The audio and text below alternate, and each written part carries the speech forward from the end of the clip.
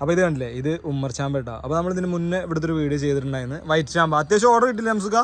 നല്ലവണ്ണം വിളി പറയുന്നുണ്ട്, നല്ലവണ്ണം ആ അത്യാവശ്യം. ചാമ്പൻ കഴിച്ചിട്ട് ഒരു രക്ഷയില്ല. അതുപോലെ ഇവിടെ കഴിക്കാൻ പറ്റിയ വേറെ ഒരു 2 വെറൈറ്റീസ് ആണ് ഉള്ളത്, ഉമ്മർ ചാമ്പയും പിന്നെ ആ ചാമ്പന്റെ പേര് ബാങ്കോക്ക് ചാമ്പ അല്ലേ. അപ്പോൾ ഇതിനൊരു പ്രത്യേകത കൊടുത്തേ, ഇത് നല്ല മധുരമാണ്, കഴിച്ചു നോക്കിയും ഉമ്മർ ചാമ്പ. അപ്പൊ ഇത് ഉമ്മർ ചാമ്പ അല്ലേ സുഖ. ഇതിന്റെ ടേസ്റ്റ് നല്ല ഫേമസ് ആണ്.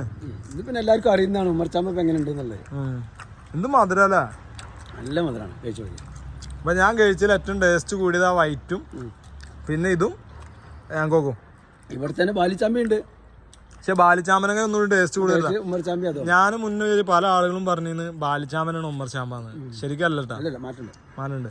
കാണാനുള്ള ഭംഗി ഒരേപോലെ തന്നെയാണ്, പക്ഷെ ടേസ്റ്റ് എങ്ങനെയാലും മാറ്റുണ്ട്. ബാലിച്ചാമ്പ മധുരം കുറവാണ്, കുറച്ച് കുറയുന്നുണ്ട്.